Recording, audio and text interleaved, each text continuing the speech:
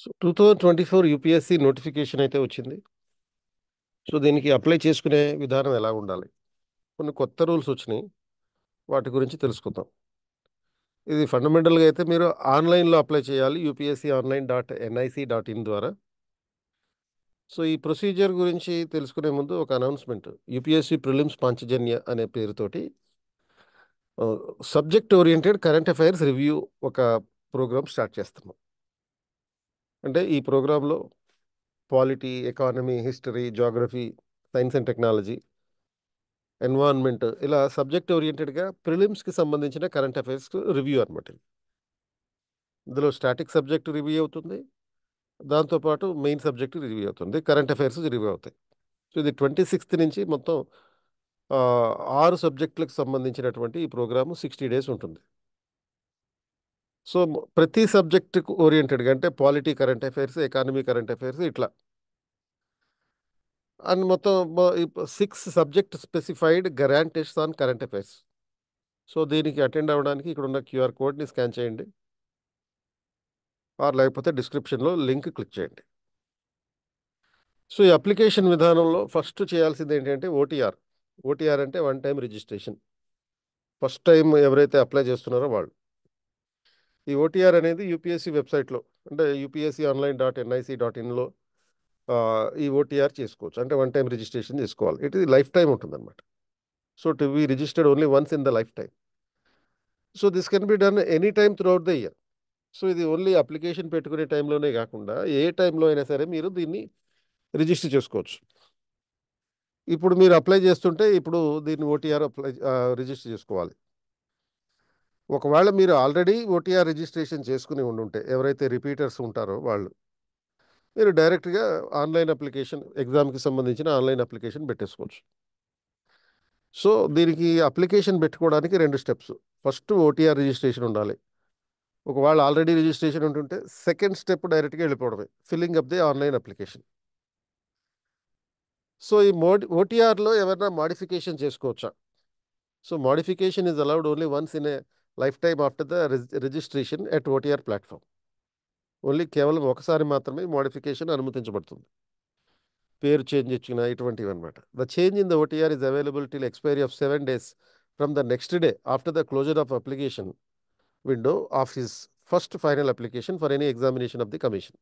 అంటే ఈ ఓటీఆర్ అనేది కేవలం ఒకసారి మాత్రమే మీరు అమెండ్మెంట్ చేసుకోవడానికి అవకాశం ఉంటుంది.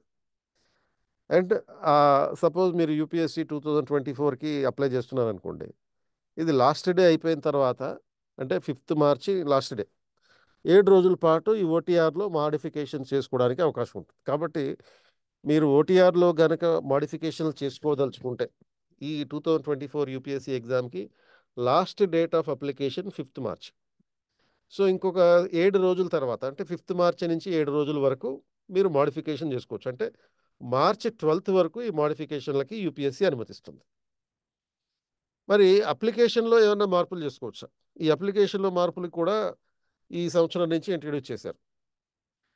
So it is available from the next day of the closure of the application window of this examination. ఇది కూడా 7 రోజుల పాటు ఉంటుంది. అంటే 7 రోజుల పాటు అంటే ఈ అప్లికేషన్లో మాడిఫికేషన్స్ ఎప్పుడంటే 6th March నుంచి 12th March వరకు. ఎందుకంటే 5th March అనేది లాస్ట్ డే కాబట్టి 7 రోజుల పాటు మీ అప్లికేషన్లో ఏమైనా చేంజెస్ చేసుకోవాలంటే చేసుకోవచ్చు. సో దీన్ని ఓటీఆర్ ప్లాట్ఫామ్ ద్వారా మాత్రమే ఈ అప్లికేషన్లో మార్పులు చేసుకోవడానికి అవకాశం ఉంటుంది. తర్వాత అభ్యర్థులు ఈ అప్లికేషన్ పెట్టుకునేటప్పుడు, ఆన్లైన్ అప్లికేషన్ పెట్టుకునేటప్పుడు ఏదో ఒక ఫోటో ఐడి కార్డు ఉండాలి.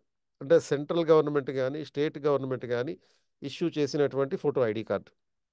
ఈ ఫోటో ఐడి కార్డు అంటే అది ఆధార్ కార్డు కావచ్చు, ఓటర్ ఐడి కావచ్చు, పాన్ కార్డు కావచ్చు, లేకపోతే పాస్పోర్ట్ కావచ్చు, డ్రైవింగ్ లైసెన్స్ కావచ్చు. సో వీటిల్లో ఏదో ఒక ఫోటో ఐడి ఉండాలి. ఈ ఫోటో ఐడినే మీరు ఎగ్జామినేషన్కి సంబంధించి అన్ని స్థాయిల్లో దీన్ని ఉపయోగించాలి. అంటే ఏ ఫోటో ఐడి అయితే మీరు అప్లోడ్ చేస్తారో ఆన్లైన్ అప్లికేషన్లో, అదే ఫోటో ఐడి కార్డ్ని మీరు ప్రిలిమ్స్ ఎగ్జామ్లో చూపించాల్సి ఉంటుంది, మెయిన్స్ ఎగ్జామ్లో చూపించాల్సి ఉంటుంది, అలాగే పర్సనాలిటీ టెస్ట్ కూడా చూపించాల్సి ఉంటుంది. Same ID card. అంటే అట్ ద సేమ్ టైం మరో వీడియోలో చెప్పాను మీకు, ఫోటోగ్రాఫ్ కూడా సేమ్ ఫోటోగ్రాఫ్ మీరు అప్లికేషన్ పెట్టడానికి 10 రోజుల లోపల, అంటే 10 రోజుల ముందు లోపల ఈ ఫోటో తీసుకోవాలి. దాని మీద మీ పేరు ఉండాలి, అలాగే ఏ డేట్‌న ఈ ఫోటో తీసుకున్నారో అది ఉండాలి. ఆ ఫోటోలో మీరెలా కనిపిస్తారో, గెడ్డం ఉంటే గెడ్డంతో కనిపించడం, లేకపోతే కళ్ళజోడు పెట్టుకుంటే కళ్ళద్దాలతో కనిపియడం. ఎలా అయితే మీరు ఫోటో తీసుకున్నారో అదే అపియరెన్స్ మీరు ఈ ప్రిలిమ్స్‌కి, మెయిన్స్‌కి తర్వాత ఇంటర్వ్యూకి కూడా ఉండాలనమాట. అండ్ తర్వాత అప్లికేషన్ పెట్టుకున్న తర్వాత మోడిఫికేషన్స్ అయిపోయాక సపోజ్ ఈ అప్లికేషన్స్ విత్‌డ్రా చేసుకునే అవకాశం ఉందా? అంటే రాజకీయాల్లో నామినేషన్‌లేసిన తర్వాత ఒక 1 వీక్ టైమ్‌లో నామినేషన్‌లు విత్‌డ్రా చేసుకుంటారు చూడండి. ఆ ఉపసంహరణకి ఇక్కడ అలౌ లేదు. మీరు వన్స్ అప్లికేషన్ పెట్టుకున్నారంటే పెట్టుకున్నట్టే లెక్క. కాకపోతే ఎగ్జామ్ రాస్తేనే యాక్చువల్‌గా సపోజ్ ప్రిలిమ్స్ ఎగ్జామ్ రాస్తేనే మీరు ఒక అటెంప్ట్ అయిపోయినట్టు లెక్క. ప్రిలిమ్స్ ఎగ్జామ్‌లో మళ్ళీ ఓన్లీ 1 పేపర్ రాసినా గాని అది ఒక అటెంప్ట్ అయిపోయినట్టు లెక్క. జస్ట్ అప్లికేషన్ పెట్టుకున్నంత మాత్రాన అది అటెంప్ట్ కాదు.